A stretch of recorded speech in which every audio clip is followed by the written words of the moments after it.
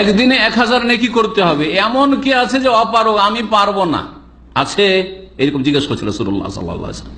ফাসালাহু সাইল মিন জুলাসাহি, যে মজলিসে বসেছিল লোকেরা, সাহাবায়ে কেরাম বসেছিলেন, তাদের একজন জিজ্ঞেস করলেন, কাইফা ইয়াকসিবু আলফা হাসানা ইয়া রাসূলুল্লাহ, হে আল্লাহর রাসূল, 1000 নেকি কেমন করে করব, কি তরিকা, সেটা কি যে 1000 নেকি পাবো?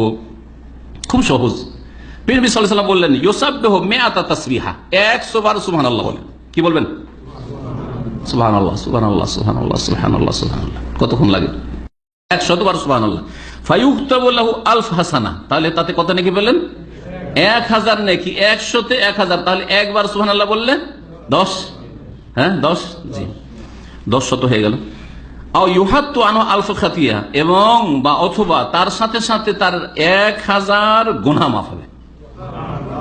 100 বার সুবহানাল্লাহ বললে